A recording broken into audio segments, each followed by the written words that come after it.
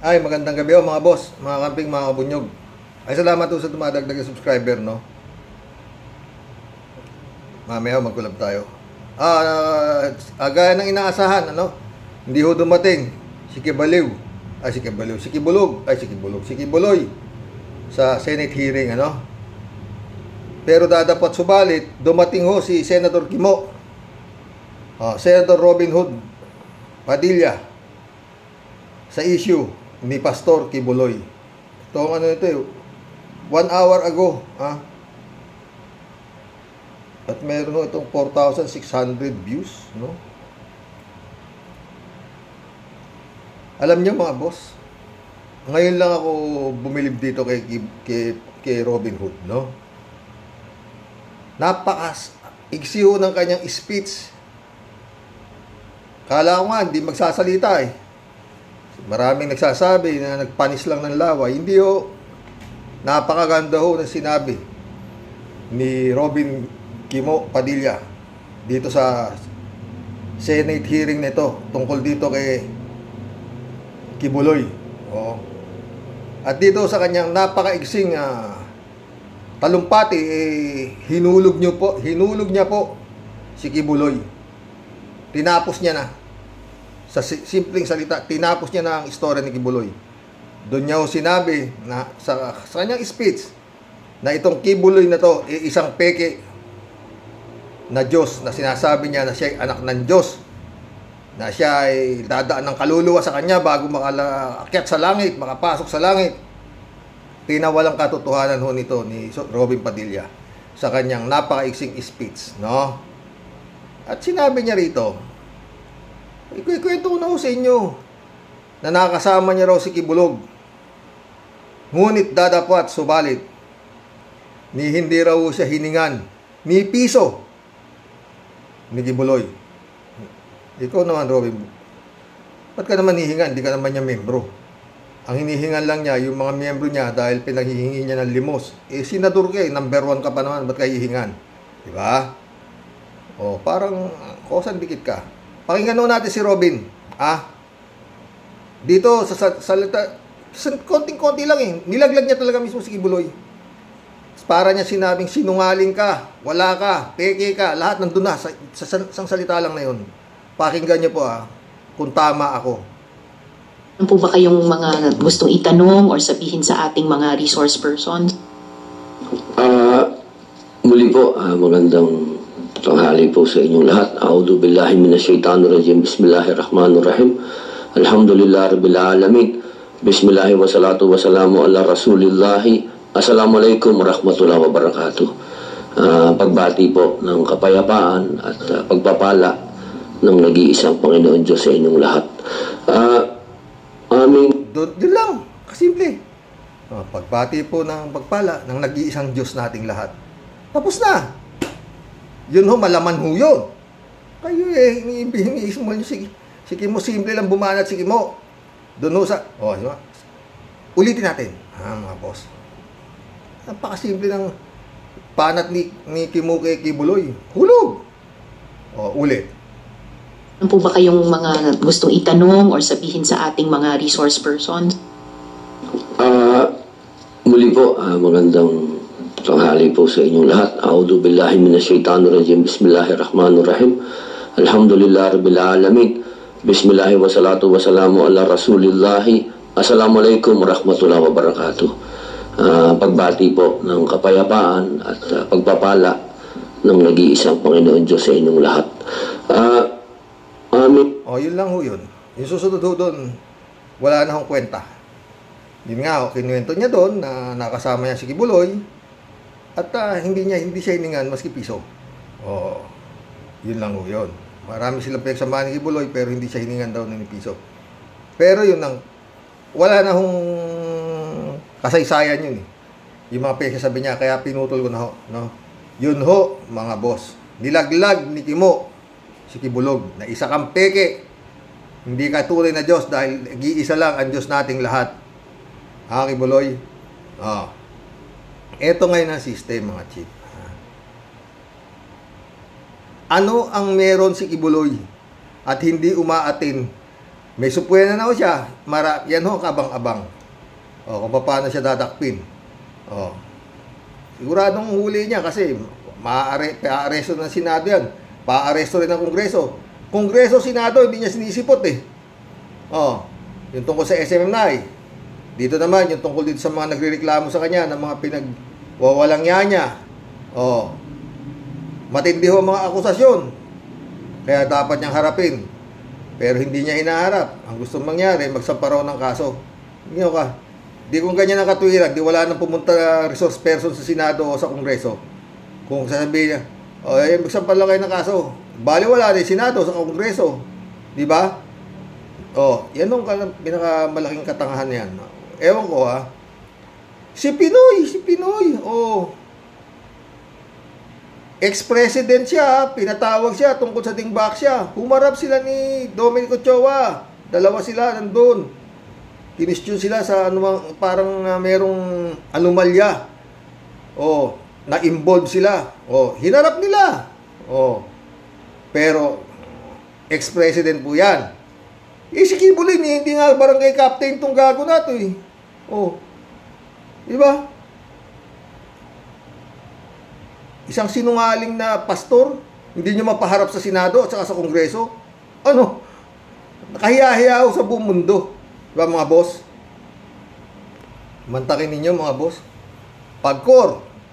Patawag sa Senado pagkor. Lahat pupunta. Imbestigahan ng pagkor. Mga anomalya. LTO. Kung ano-anong sangay ng gobyerno.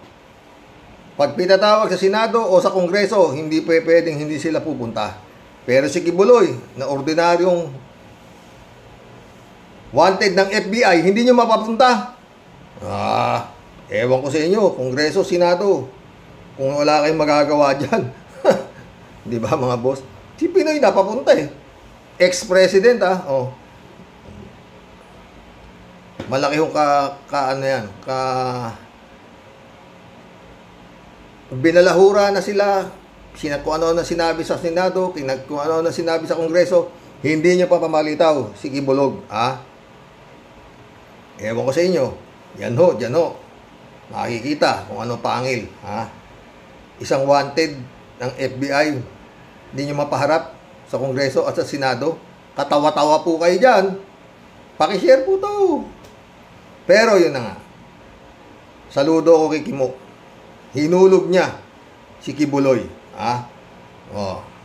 Simpleng-simple yung banat ni Kimo. Sabi ko sa inyo, gagawa rin ng matino yan di ba?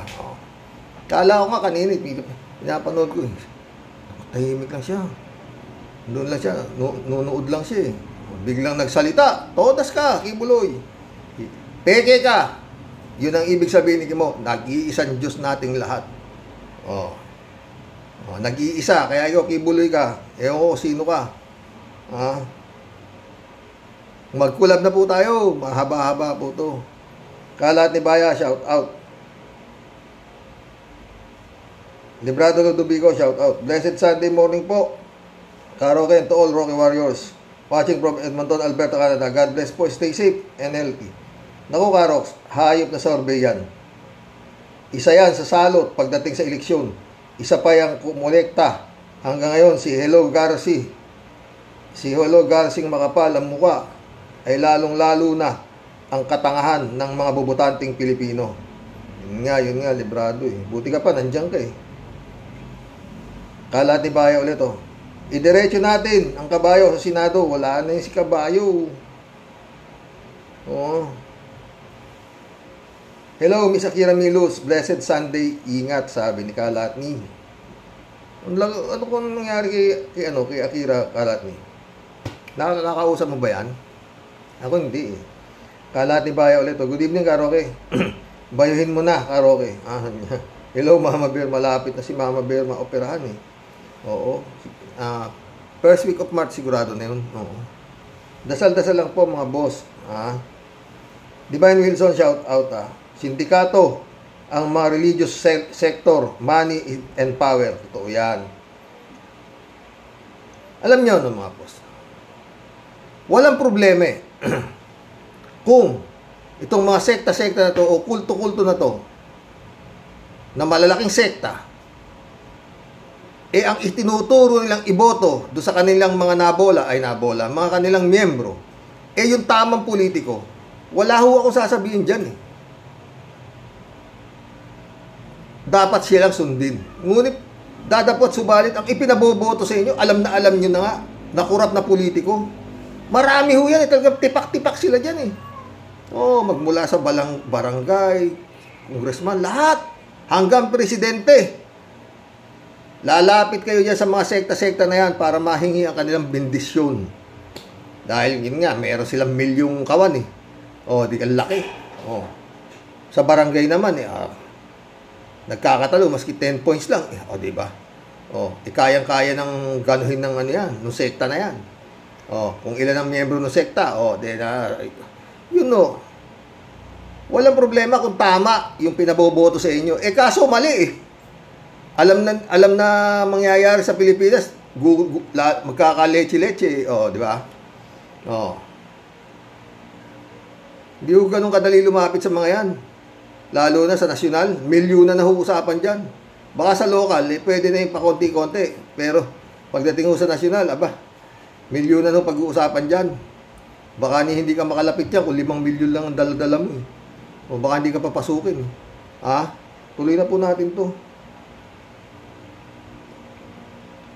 Nakalat ni ulit to. Produkto ang mga kultong rehilyon na yan. Produkto ang mga kultong rehilyon na yan. Produkto ng katangahan ng karamihang ungas na Pilipino. Ganun kasimple yan. Mga kurap na politiko plus tangang mga butante equals ngangang republika. Ayos. Yun, sinasabi ko eh. Ayos. Sinabi mo kalat eh. User shout out. Wala tayong magagawa, Karoke, sabi niya. Mga mamamayan natin tulad sa survey, kung gaano katatalino ang mga Pinoy, kulela tayo sa survey. Sa survey lamang ang mangmang dito sa Pinas. Melchor Tolentino, shout out. Yan ang problema sa Pilipinas. Ginagawang gatasan ng mga kultong reliyon ang mga politika. Kaya tumatanaw ng utang na loob. Yun nga. Binayaran na nila ng mga politiko yung kulto. May utang na loob pa sila. Hindi nila pwede tanggihan yan pag may hiningi yan. Baka magalit yung amo. Hindi na sila tulungan sa susunod na eleksyon. Ayun yan eh. Nakatali yung politiko doon sa kulto. Doon sa sekta-sekta na yan. Dahil kayang magpanalo eh, di ba? Shirley J. Sir, shout out. Totoo yan, Karok, sabi niya. Kaya wala talagang mangyayari sa buhay ng mga Pilipino. Ang mahirap na bubutante, mananatiling mahirap. At ang mayaman, lalong yayaman. Ang hirap talaga ituwid ng isip ng tao. Totoo yan. Totoo yan. Mataki mo, si Kibuloy, Sinong nagtatanggol sa kanya? Ang kanyang abogado. Sino? Si Topacio. Sino si Topacio? Iglesia ni Cristo. Iglesia ni Cristo raw siya eh. Ang pinagtatanggol niya, si Kibuloy, na nagsasabi, siya ang Diyos.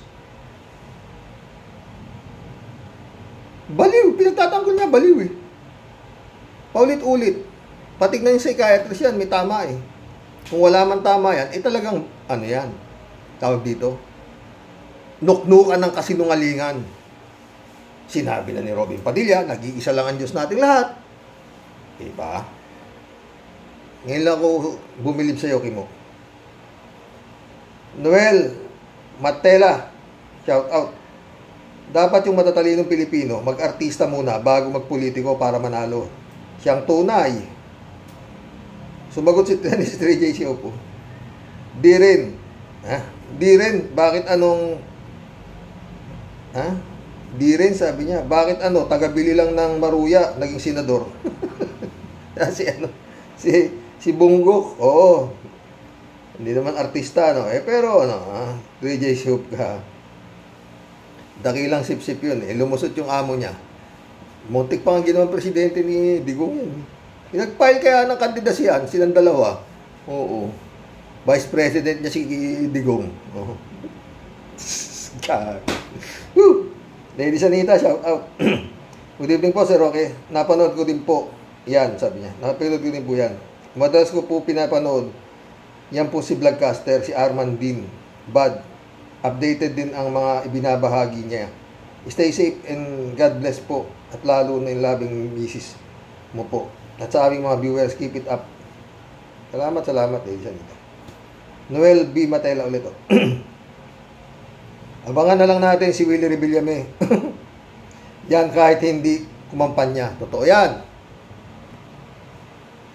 Ladies Anita ulit. Ako pakiramdam ko mananalo yan si Rapi Tulfo. Bakit nga hindi pa nanalo yan? 27 million ang subscriber niyan. Mas may pinakita pang mabait siya. Ladies Anita ulit. Ang dapat tignan sa kandidato as presidential ay may maraming experience sa malinis na politika at good track record para sigurado tayong maibalik ang ating dissenting democracy at magkaroon tayo ng kapanatagan na bukas ay buhay pa tayo. Ang mga nakaraang mga presidente, kalbaryo, ewan ko ba bakit ang taong bayan ibinebenta ang boto nila sa maliit na halaga sa sobrang gipit sa buhay, gipit ng buhay nila. Ewan ko ba, sabi niya. Totoo yan, Ladies Anita. Ha? Mantakin mo. Ang layo pa ng eleksyon. Yung mga nai-expose na kung anong klaseng mga uring tao. Abay siyang nangunguna sa survey. Sa ngayon, ha? At yung si BP Leni Robredo, ang layo sa survey. Kaya yan eh. Oh. Ha? Wala. Ladies Anita ulit oh. Humarap si Pinoy dahil malinis ang pagkatao at ang mga paratang sa kanya ay hindi siya guilty. Hindi tulad ngayong mga pawang totoo kaya ayaw nilang humarap, nagtatago. Totoo yun. Oh. Bakit di ka harap kung wala ka namang kasalanan, di ba? Simple lang eh. Maski na anong korte, pwede mong harapin. Senado man, kongreso man, barangay, kung wala kang kasalanan. Oo.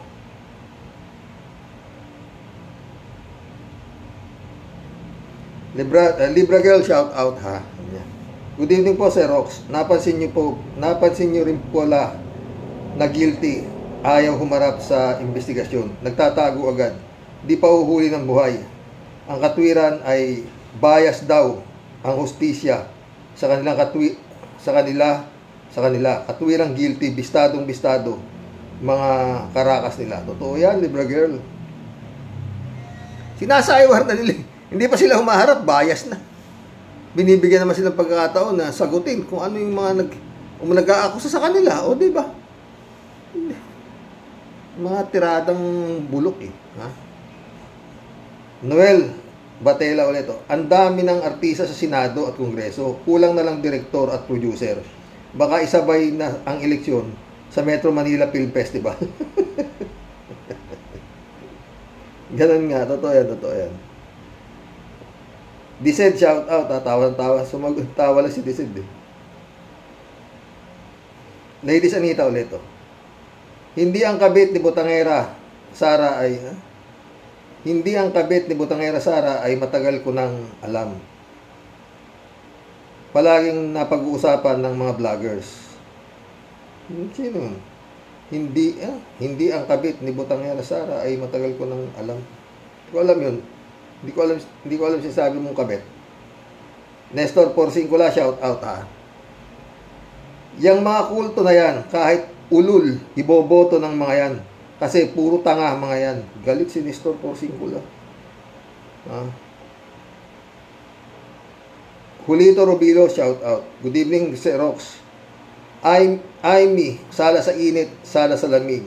Hindi maintindihan kung makabayan ba talaga Kung ako ang mga taga Ilocos, huwag nyo nang iboto si Amy. Salot siya sa Marcos administration. Tignan natin kung ano mangyayari. Pero ako, matutuluyan yan. Si Ian Duterte, kaya kila Kibuloy. No choice ka, His Excellency, kung hindi mo ibigay yan. At wala naman sigurong tangang advisor mo na nakapaligid sa iyo o magsasabing, palagpasin mo yan. Minura-mura ka. Pagsabihan ka ng bangag ka, adik ka, minura-mura ka sa harapan ng napakaraming tao. Kapag may nag-advise sa'yo na hayaan mo na yan, tanggalin mo sa pwesto, papahama ka niyan. Purwiti Robilos ulit to. Brother Rox, Amy insecure dyan kay Atty. Lisa Araneta at Speaker Romualdez kasi alam niya na ang kapatid na BBM ay wala talagang alam sa pagpapatakbo ng gobyerno. Bali Lisa and Romualdez ang nagpapatakbo ng BBM administration. Kaya ganyan lang galit ni Amy kay Romualdez. Sang-ayon ako sa iyo dyan, Pulito Rubilos. Ladies Anita ulit to. Sir Roque po, maraming salamat po sa pagbasa ng aking mga komento. Salamat po sa tiyagang basahin ng lahat ng komento ko po. Hindi po ako galit. Prangka po lang ako kung ano ang nasa loobin ko. Sasabihin ko po talaga. Good night po sa inyong mag-asawa at sa aming mga lahat na viewers po. Stay safe and God bless po. Kita-kits po bukas ng muli. Oo. Hindi, pinaghihirapan yung mga sinusulat nyo na yan. Ba't hindi naman natin babasahin? Sayang. Maganda naman, di ba? Soylo Flores, shout out. Oy, Joe Flores, my friend, shout out. Busy ka talaga. Sabi ni Soylo. Mahirap talagang baguhin yan. Kasama na yan sa curse sa buong bansa. Hanggat hindi na nawawala yung curse na yan, paikot-ikot lang tayo at hindi tayo makamove on. Hindi makalipad, wala ng pag-asa ang Pilipinas. Sa ngayon, naniniwala ako sa iyo, Soylo. Miguel Soriano, shout out. Wala nang mapagpilian, tandem. Yan pareho silang panalo sa resulta ng eleksyon. Ganyan karumi ang politician. Pinapaikot nilang taong bayan sa kanilang kakadramahan. Magaling maglaro ang mga politiko. Iisa at magkakabigkis ang kanilang bituka. Dapat siguro ibalik ang pamumuno sa tulad ng gladiator, dugo ang puhunan bago ka maging presidente. Pwede. Stickwar Legacy, shout out ha. Sayang, wala na si Miriam Santiago. Ganun tipo dapat stricto at matalino at may sense of humor. Lord, bigyan niyo po kami ng another Miriam at hindi na namin sasayangin. Tayo. Mga bobo, paano? Miguel Soriano ulit oh. Yung kilala kong kulto, dating gangster ang pangaral niya. Yung kilala kong kulto, dating gangster. Ang pangaral niya, yayaman ka, pag sumanib ka, pag kumalas ka, mamalasin. Yang ganyang pangaral, tawag dyan, bato-bato sa langit, tamaan, edi wow. Maraming ganyan. Lumabas sa munti. Paglabas, may hawak ng Biblia. Nangangaral na siya. Ako po ay isang dating pusakal, nakalaya po ako at ako'y nagbago at nakilala ko po sa loob ng Panginoon. Ganito. Yun na yun. Sabi naman ng mga nakikinig, praise the Lord!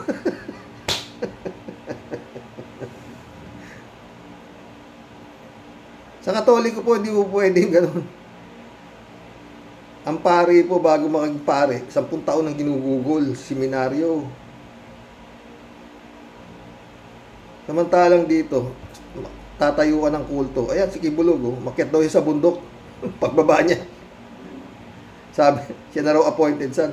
Kinawa Japan. Ano, katangahan yan. Diyos ko. Hindi na ho katangahan yan, kabaliwan eh. Sumunod kayo sa sinasabi ng baliw. Baliw kayo. Federico Manta, kaya marami na hong natatauhan. Mas dadami pa po yan. Lalabasan na ho yan, yung mga inargabyado, yung mga winalang yan ni Kibuloy, lalabas ho yan. Lalabas ho yan. Lalo na, pag na ano na yung Duterte, na elembang na yan, marami hong lalabas sa Davao. Marami pa hong aamoy. Pag nakahon na po yung sinasabi ni Las Cañas na Lord of all drug lords, lalabas na ho yan. Kasi yung mga sinasabi ni Las Cañas, totoo eh. Sa totoo lang mga boss, mas mahirap kung magsinungaling kaysa magsabi ng katotohanan. Yun po yan. Yun yung pagsisinungaling, talagang kailangan napakagaling mo eh, para mapalabas mong totoo ang yung sinasabi. Eh yun yung mga ano yan, mga tao na mahuhusay o alam na eh. O, kung ano ka eh. Kung naglulubid ka lang eh. Diba?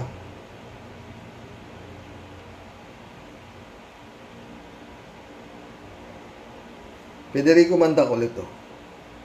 Wala talaga tayong magagawa. Una, mga bobo na. Mangmang, pagbutante.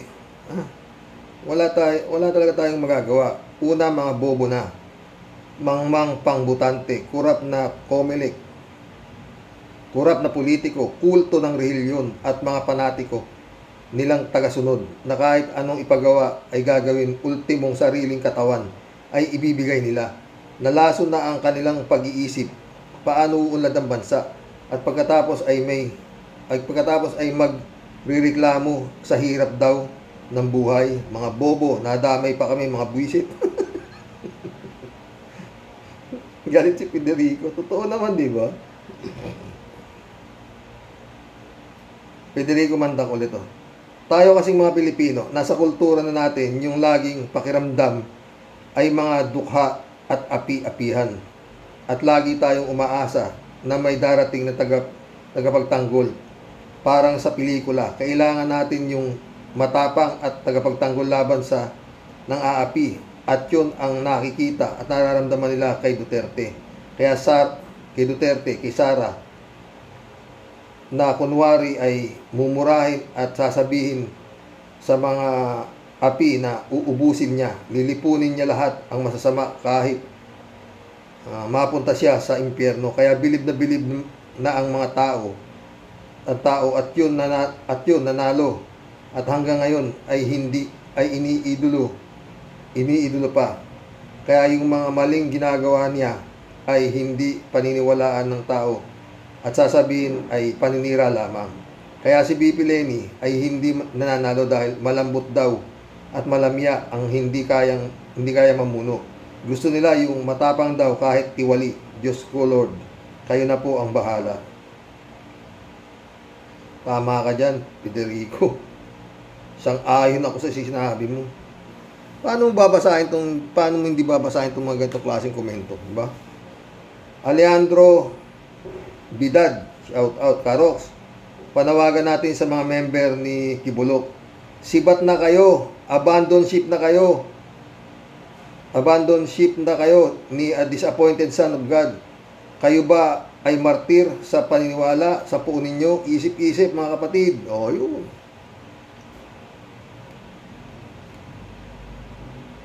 Share nyo to, baka may makarating to dyan sa mga natitira pang baliw dyan sa kulto na yan. O, pakinggan nyo si Kimo. Sinabi na ni Kimo, sinabi niya, isa lang ang ating Diyos. Kaya yung Kibulog na yan, niloloko lang kayo niyan, hindi yan Diyos. Meron bang hindi nga makaharap sa Senado, sa Kongreso? Sindikato yan. Tama ang sabi ni Las Cañas na si Kibulog na yan, front lang ni Digong. Sindikato po. Matitindi ho yung pinanood niyo po ba yung Senate hearing kanina? Oo, ni Risa Ontiveros. Iisa lang po siya doon eh. Si Kimo sumingit lang si Kimo. Simple lang naman sinabi ni Kimo, nilaglag lang niya si Kibuloy. Na si Kibuloy ay peke dahil iisa lang ang Diyos, sabi niya. Palakpakan si Kimo. Bernardo Chansing, shout out. Wala akong tiwala kay Rapi Tulfo. Mayayabang sila dahil sa mga mangmang at tanga na bubutante. Kukunti lang tayo ay nako. Friend Shervin Sapeda, shout out. July 7 Alcantara, shout out. Christian Sen, shout out. Mga friend. Friend Amy Bingson, shout out. Dolor Garcia, shout out. Belinda Magtangob, shout out sa Indian, sa Italy. Sabi ni Friend Shervin, Sir Rox, Impong Basyang Team Tia Deli muli ay bumabati ng magandang buhay sa iyo at sa buong team ng Rocky Warriors the Great. Sa topic po today, Sir Rox, you can't go wrong.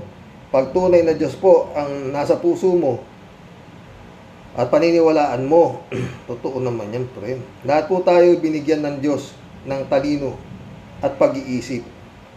Nasa atin na po yung kung alin po sa tuwid at baluktot ang pipiliin mo.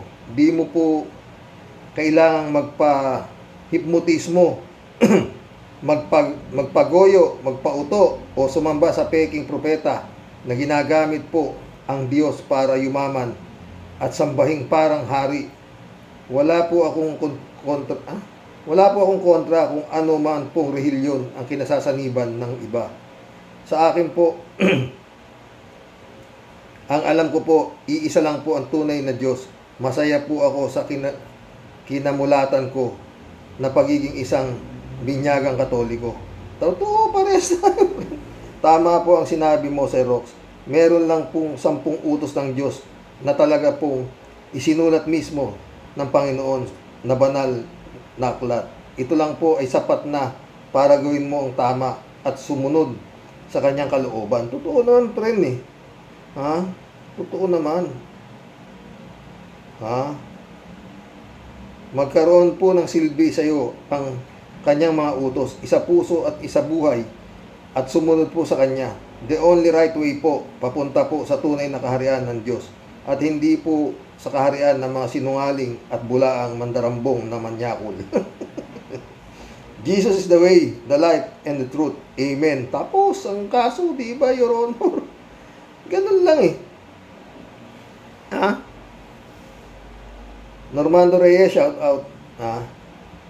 Kaya nananalo mga hindi matitinong kandidato kasi hindi rin matitino ang maraming bubutanteng Pinoy. Totoo. Hoy, Friend Shervin ulit to. Sabi niya, may kasabihan nga po na madali daw pong maging tao, pero mahirap pong magpakatao. Totoo yan, lalo na po kung puro sinungaling, makamundo ang mas pinaniniwalaan mo at sinasamba mo. Para po sa akin, nakikita po ng mina ng ginto ang mga bulaang mandarambong. Sa mga utu-utot, naniniwala po sa kanilang kaya talaga pong pinaghuhusayan nila ang pag-arte. Para mas marami pa po ang mahikayat nila at mapasunod nila na parang mga dakilang tanga. Masakit pong sabihin at isipin. But that's the truth po, Sir Rox.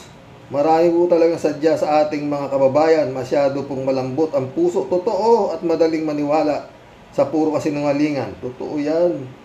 Ang resulta, sino po ngayon ang nahihiga sa pera, kapangyarihan at kaharian? At pagka pakuya-kuya-kuy at pasipul-sipol lang po ngayon at pangising-isi. Your guess is as good as mine, Sir Rox. Totoo yan. Ha? 10%, sabi ni Gago. Ngayon, wala na yan, lusaw na yan, Friend Shervin. Niwala ka, si Kibulog. Wala na yan. Pero yun nga. Swerte nila kung makita nila. Si Bantag nga lang, di niya mahuli, si Kibulog pa. Patay siyang bata. Ay, balita ako, sabi ni Arlene Stone. Nandun daw sa St. Luke, si Kibulog. At ewan ko kung namatay. Inatake yata sa puso. Evelyn, shout out. Akala ko magiging boses ng mga Pilipino si Rapi Tulfo, wala din pala. Tungkol sa West Philippine Sea, wala tayong maririnig sa kanya. At sa hearing ni Kibuloy, asan siya? Comelec ang may kasalanan kung bakit nagkakalechi-lechi ang bayang Pilipinas. Dahil sa one IP address na ipinapanalong mga politikong pulpul. Totoo yan.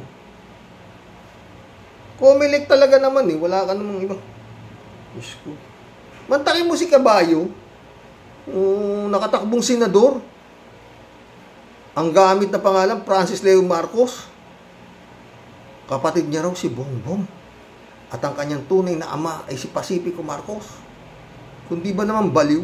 Pinatakbo ng Comelec, nakakulong pa yun ha. Ano kay put? Mapapamura ka talaga. Nakatakbo. Nakakuha pa yata ng 1 milyong boto. Anong klaseng katangahan naman yan? Tama sabi ni Prince Shervin. Maagang nagising itong mga Pilipino nung nagsaboy ng katangahan. Si Satanas.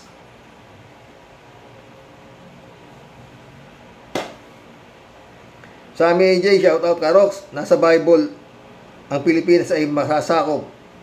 Ang Pilipinas ng China, lalo na ngayon. Ang politics ay pumapanig sa komunista. Pero sabi ng Bible, simula ito ng World War III. Magdasal tayo at ingat Karox. Sana hindi totoo sa amin. Pero yun nga ang parang yun din ang damdam ko eh.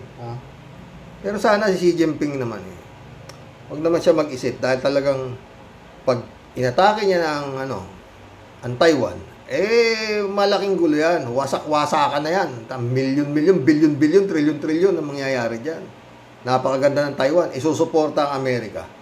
Hindi lang Amerika, maraming susuporta sa ginagawa na itong China. Mga boss. Sana wag dumating. Xi Jinping, magatuto ka nga magdasal. Kibuloy, ba't hindi mo kausapin si Xi Jinping? Sabihin mo, ikaw ang appointed son. Bugok! Baka sumunod sa'yo. Bugok. Yan sa lahat ng bugok. Bugok talaga. Johnny Bigot, shout out. Gandang gabi, Karoke. Tama sabi mo, nasa Comelec ang diferensya. Walang iba.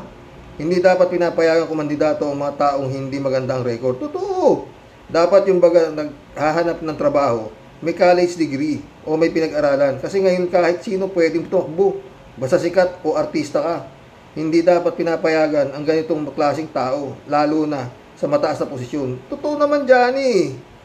Ang puti, presidente ka ng Pilipinas. Tatakbo ka, tas hindi ka man nakagraduate. Ayan ang nangyayari. 3JC po, sabi niya. Kaso, yun ngang masama ang track record, ang maging politiko. Ayaw ng mga butante ang clear track record. Kaya ayan, nasa kangkungan ang Pinas. Totoo ka dyan, 3JC Hope ka. David Alin Mendoza, shout out ha. Good evening po Karok sa mga Rocky Warriors. Wala na po tayong magagawa sa mga bubutante nating mga kababayan. Madali kasi nilang napapaniwala ang mga tao doon sa mga ipinapalabas na sila ay matulungin sa kapwa. Yun nga eh. Ayaw ng Pilipino na matitinong tao na gusto mamuno sa ating bansa. Siguro po, nagunaw na ang mundo ay di pa rin magbabago ang mga tao sa gobyerno natin. Malamang.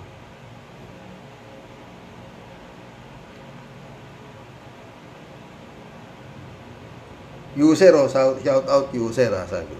Good morning Karox, tama po kayo na kaya hindi umuunlad ang Pilipinas ay dahil sa kutsabahan ng mga politiko at mga lider ng kulto na kinakalakal ang mga miyembro nila. Pagpanahon ng eleksyon, akala mo mga santo-santito ang mga walang hiyang politiko dahil panay dalo sa prayer rally ng mga relihiyon para lang makuha ang endorso ng mga lider ng relihiyon. Yung ibang pastor, pinapasok na rin ang politika para isang hakot na lang Karoke. Totoo, si Villanueva tumakbo nga presidente eh. Ayan ngayon yung anak niya. Senador.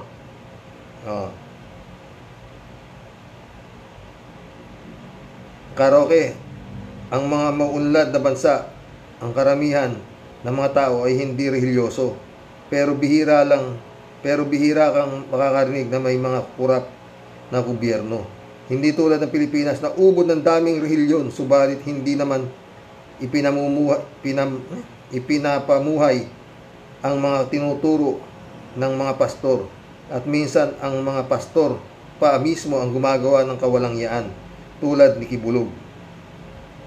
Yun yung mga miyembro naman, kahit anong kawalangyaan ng pastor nila ay suportado pa din at nag-aabuloy pa. Totoo ka dyan, user. Jun Lagon, my friend, shout out ha. Matinong pastor po yan. Pastor din po si Jun Lagon, nasa Hawaii. Oo. Hindi po yan yung kagaya nung nakikialam sa politika, hindi po. Rosario Amansek, shout out ha. Karoks, pardon my words. Mga bubutante na karamihan sa mga Pilipinos ay mga engot, kaya deserve nila ang ganitong uri ng gobyerno. Kaya lang idinamay tayo sa hirap. Totoo yan, Rosario Amansek.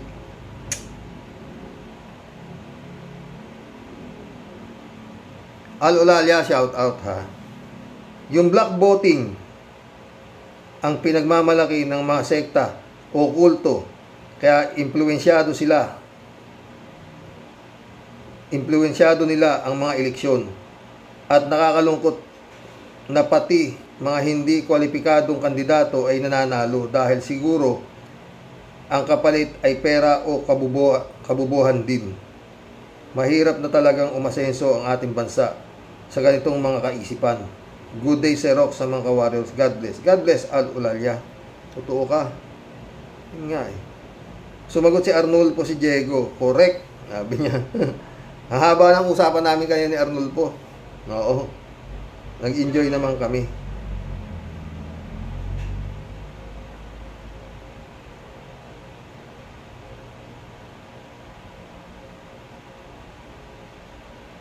Brother Elias Isio, shout out.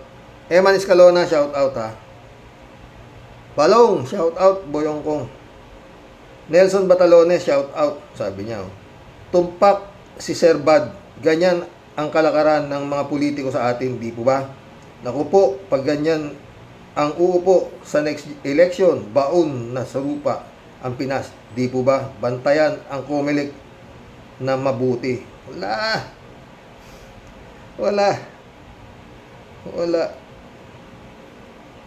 Talagang sa totoo lang, kung may mamumuno lang na matino-tinong mga militar, mas gusto ko pa eh. Militar na mamuno eh. Oo. Sa bansang ito, hindi yung militar ang ginagamit nitong mga pandarambong na politiko para sa sarili nilang. Tignan mo yung Davao, 700 yung nandoon na mga militar. Nasabi nga ni Harry Roque, loyal kay Digong. Hindi sa Pilipinas, kay Digong loyal ha.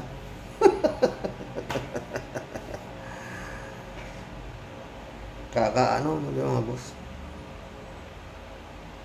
Amado Galang, shout out. Pera-pera lang ang politika sa atin. Karoks. Parang cancer na mahirap gamutin.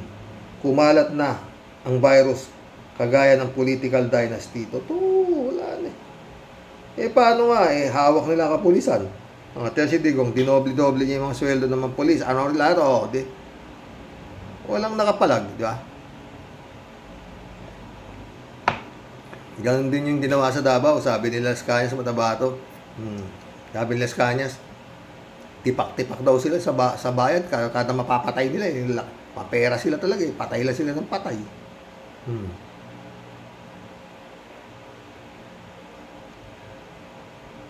Elizabeth Iscare, shout out. Good morning, Xerox. Yan ang hirap sa bansa natin. Kailangan may suporta ng iglesia para manalo. Isipin ninyo, gusto nilang magkapera tuwing eleksyon at dyan ata sila yumayaman dahil sa mga politikong ginagamit ang kanilang serbisyo at kamangmangan ng mga tagasunod nito. Kaya ganito ang ating bansa, lugmok na sa kahirapan. Hay, totoo ka, Elizabeth Iscare. Elizabeth Iscare din, oh. Ganyan katanga ang mga bubutante, Xerox. Basta sikat ka, lalo na pag artista ka, sure win ka na. Ganyan kabobo ang mga karamihang bubutante. Ay, oo nga pala. Bobo nga pala bobo nga pala sila. Ano pa nga ba ang aasahan natin? Di ba, Sir Rox? Wala na. Totoo, si Joey De Leon, kung tumakbo yan, nananalo yan. Hintayin niyo si Jose Manalo. Nananalo yan. Ngayon pa lang, nag-i-exercise. Mayor. O, tingnan mo. Makakana yan, tatakbong mayor yan, patay, yung makakalaban yan. Kung taga saan man yan, pag nag-file yan, todas. Elizabeth Iscareo, sabi niya, tama kayo, Sir Rox. Hindi pwedeng manalo sa ating bansa ang matalino, matino, at tapat sa ating bansa. At diyan nakikita kung gaano katanga at kabobo ng karamihan ng mga Pinoy ngayon. Yan ang katotohanan, Sir Rox. Ayaw nila sa matino. Tawa-tawa siya, oh. Kung ikaw magnanakaw ng kaba ng bayan, baliwala yan sa mga taong bayan. Basta artista kang sikat at palaos na. Mag-artista ka na, dumikit kay Duterte, wow, magna-number 1 ka.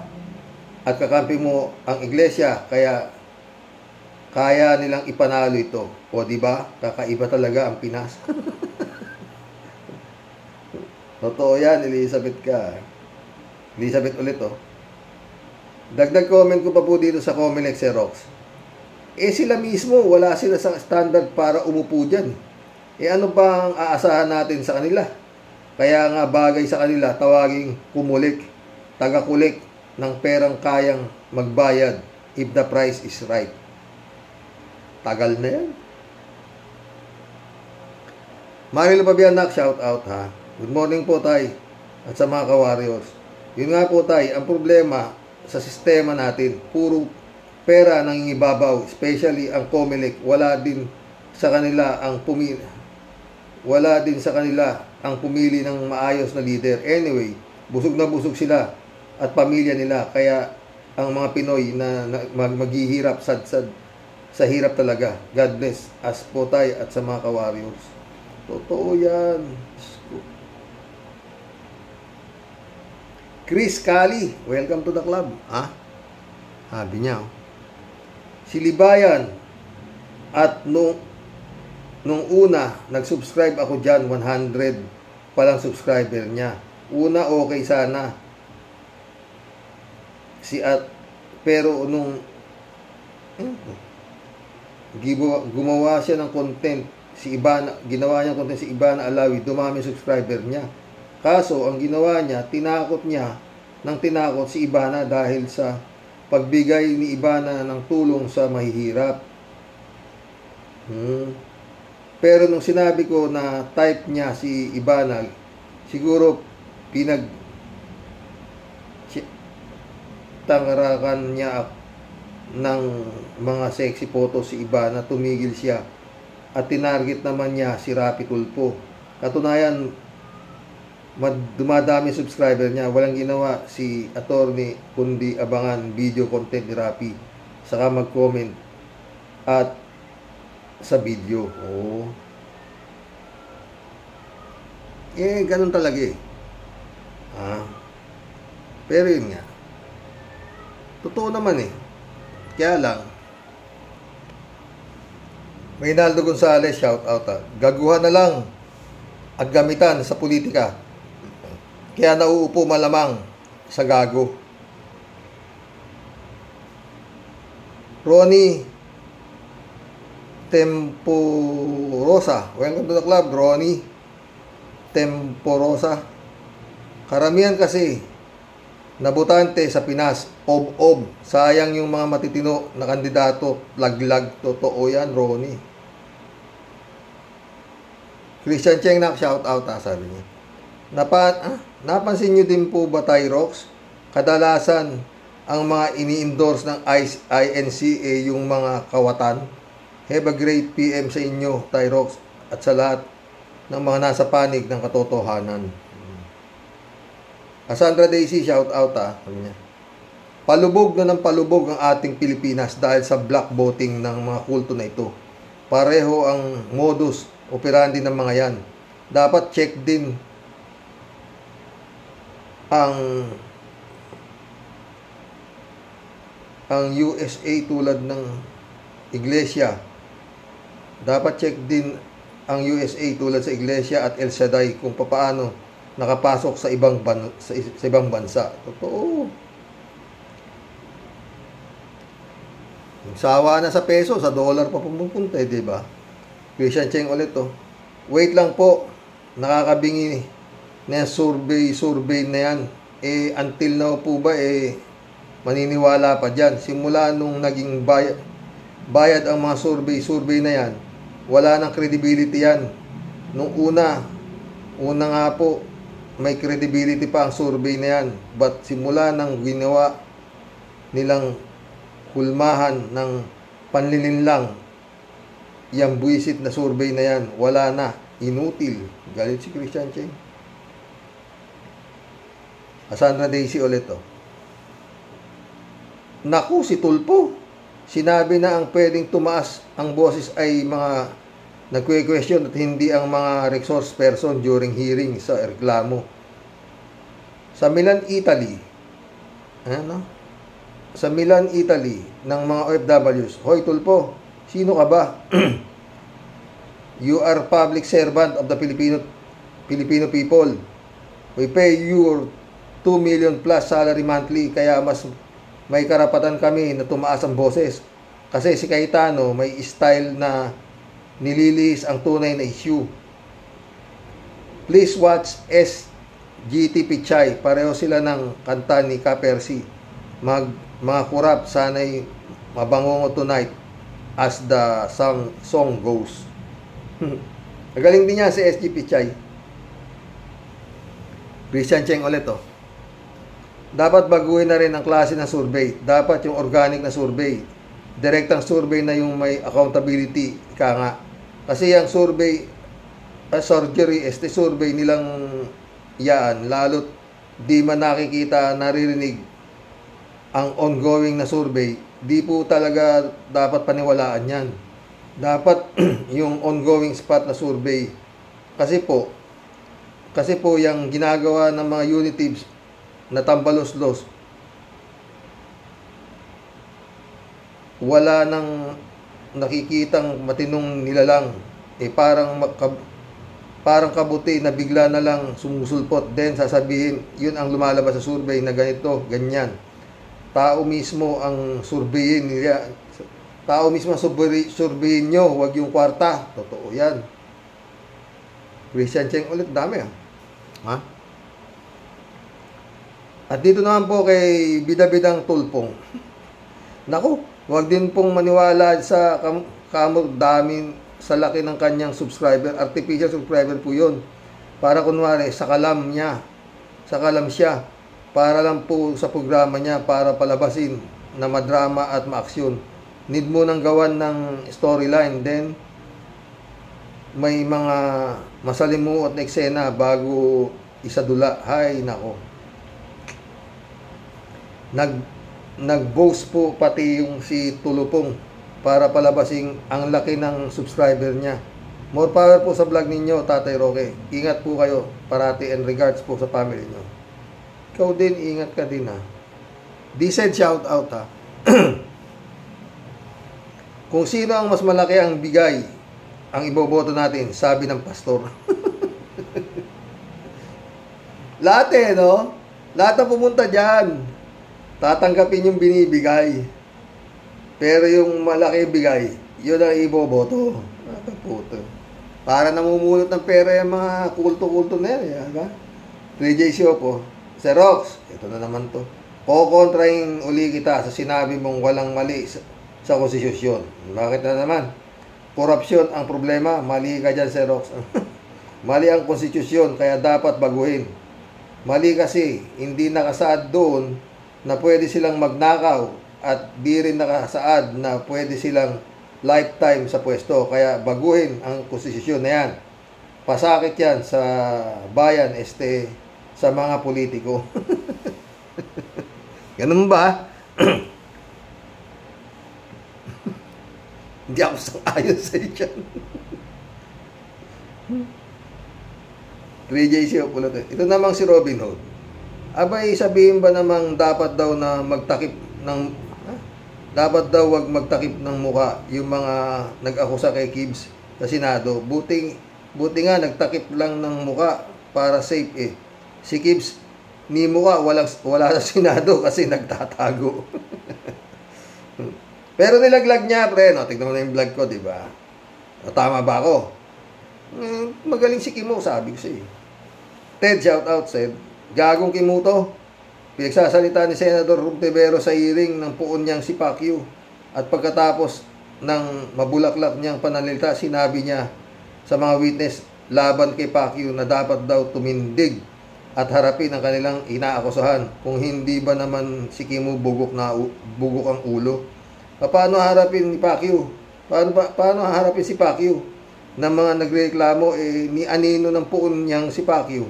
Wala sa Senado, buwisit na Kimuto. Palamunin lang ng bayan. Hindi niyo naman naintindihan, Ted eh. Pinarinig ko naman sa inyo ngayon. Oh, mali kayo. Nilaglag ni Kimo si Pacquiao. Oh, tama ba ako? Oh, nilaglag ni Kimo si Pacquiao. Yun ang totoo. Oh. Simple lang yung banat ni Kimo eh. Ala barhiro sa ora ambarakato at sa nag-iisa nating Panginoon. Oh, laglag si Pacquiao, di ba? 3JC ulit. Si Rox, ayaw ng nila kay BP Lenny kasi naman itong si Lenny sobrang bait, maganda, matatalino ang mga anak, down to earth, hardworking, sariling pera ang ginagamit sa mga travel niyang during her terms as BP.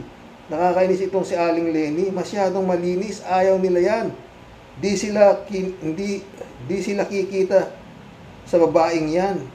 Di ba? Make sense, Rox.